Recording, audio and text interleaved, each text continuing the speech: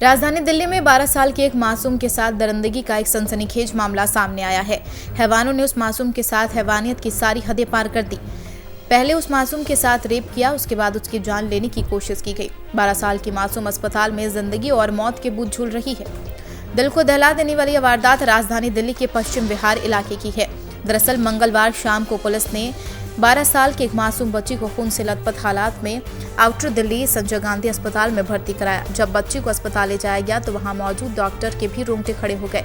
बच्ची पूरी तरह से घायल थी, उसके पूरे शरीर पर घाव ही घाव थे। ऐसा लग रहा था जैसे धारदार हथियार से वार किए गए हों। संजय गांधी के डॉक्टरों ने प्राथमिक उपचार के बाद उस मासूम को एम्स के लिए रेफर कर दिया, जहां उसका इलाज चल रहा है, लेकिन बच्ची की हालत नाजुक बनी हुई है। पुलिस ने पॉक्सो एक्ट और हत्या के प्रयास का मामला दर्ज तो कर लिया, लेकिन अभी तक यह नहीं पता चल सका कि आखिर बच्ची के हालात किसने की। शुरुआती जांच में पुलिस का पता चला बच्ची के ऊपर हमला कर उसे उस समय किया गया जब अपने घर में अकेली थी। इस घटना ने एक बार फिर दिल्ली को शर्मसार कर रख दिया है। रिपोर्टर आकाश शर्मा। 12 साल की लड़की को दिल्ली में पश्चिम विहार में इतनी बर्बरता से बलात्कार करा है और जान से मारने की कोशिश करी है कि उसका एक तरीके से पेट पूरी तरीके से फट गया है। उसके सर में बहुत सारे फ्रैक्चर्स आए हैं, पूरे शरीर पे काटने के निशान हैं और इतनी बुरी तरीके से मारा गया है कि ऐसा कोई अंग नहीं बचा जहां पर चोट नहीं लगी है। अभी उससे मैं एम्स में मिलकर आ रही हूँ और उसकी स्थिति बहुत ही ज्यादा नाजुक है। डॉक्टर्स का ये कहना है कि कुछ नहीं कह सकते कि लड़की जिंदा भी बचेगी या नहीं। ऐसे में इतनी बर्बरता के बावजूद 2 दिन हो गए हैं और दिल्ली पुलिस ने अभी तक अपराधियों को अरेस्ट नहीं करा है। दिल्ली पुलिस के डीसीपी को मैं समन इशू कर रही हूँ क्योंकि मैं चाहती हूँ कि वो आके बताएं कि उन्होंने किस तरीके की जांच करी है कि इस केस में अभी तक कोई अरेस्ट तक नहीं हुआ। क्या सीसीटीवी खंगाले गए हैं, किन किन के स्टेटमेंट्स रिकॉर्ड करे हैं। ऐसा कैसे हो सकता है कि इस आदमी ने इतनी घिनौनी घटना को अंजाम दिया और फिर भी कोई अरेस्ट नहीं हुआ है। ये आदमी तुरंत के तुरंत अरेस्ट होना चाहिए और मैं ये मानती हूँ कि इसको जल्द से जल्द सजाए मौत देना चाहिए। मैंने 2 बार अनशन कर चुकी हूँ, 10 दिन का अनशन, 13 दिन का अनशन, और सिर्फ ये मांग थी कि छोटे बच्चों के बलात्कारियों को तो हर हाल में 6 महीने में फांसी की सजा होनी ही चाहिए। मेरे अनशन के बाद कानून भी बन गया, लेकिन अब तक वो कानून लागू नहीं करा जा रहा है और उसके कारण लोगों के अंदर कोई डर नहीं है। मैं चाहती हूँ कि ऐसा सिस्टम बने इस देश में कि अगर कोई बच्चों को बलात्कार करे, महिला के साथ बलात्कार करे, तो उसे सख्त से सख्त सजा मिले और तुरंत सजा मिले और प्रोसेस के द्वारा सजा मिले, जिससे कि लोगों में डर बैठे।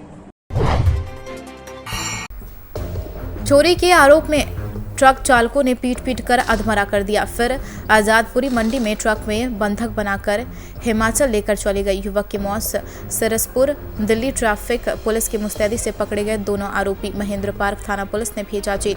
ट्रैफिक पुलिस की मुस्तैदी से अगवा कर ले जा रहे 2 लोगों को पुलिस ने धर दबोचा। दरअसल आजादपुरी मंडी में 2 लोगों की चोरी के आरोप में आजादपुरी से हिमाचल प्रदेश से जाने वाले ट्रक ड्राइवरों ने सिर्फ इसलिए किडनैप कर लिया क्योंकि ड्राइवरों का आरोप है कि इन दोनों ने चोरी किया था। ट्रक ड्राइवर साहब को गुस्सा आ गया और गुस्से में पहले तो दोनों चोरों की पिटाई, उसके बाद जी नहीं भरा तो बांधकर दोनों चोरों को अपने साथ ट्रक में लेकर चल दिए।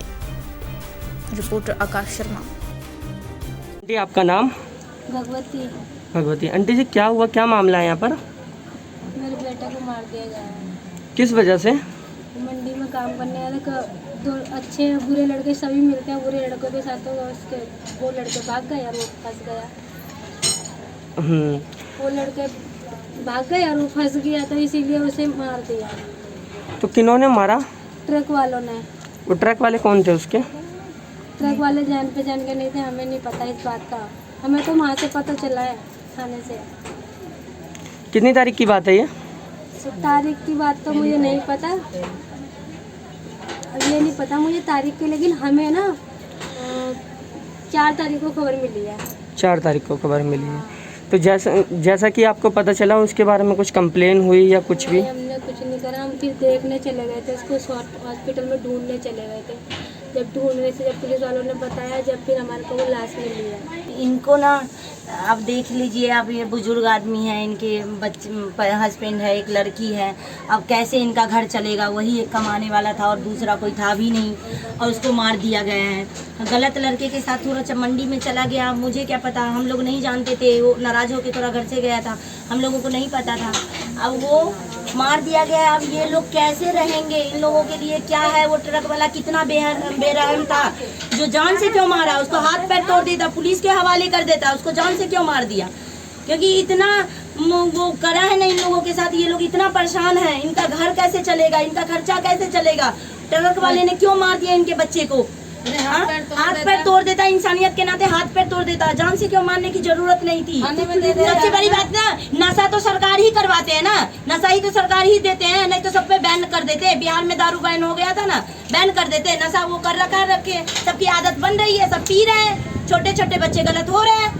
पुलिस वाले भी कुछ नहीं करते, सारे बच्चे वही ठेके पे लाइन लगा आते हैं। पुलिस वाले घर घर दारू बेच रहे हैं, वो कर रहे हैं, कोई कुछ नहीं बोलता। गांजा बिक रहा है, कहीं कौन जाएगा पंगे लेने, कौन जाएगा बोलने? यहाँ गलत काम रोज रोज होता है। सब मिले रहते हैं, सब पुलिस वाले इधर उधर सब मिले रहते हैं। पहले गाड़ी रोकी थी आप लोगों ने चेकिंग के दौरान, तो उसमें क्या मिला आप लोगों को? सर कुछ आपत्तिजनक था और वो हमने अपने सीनियर अफसरान को बताया गया था।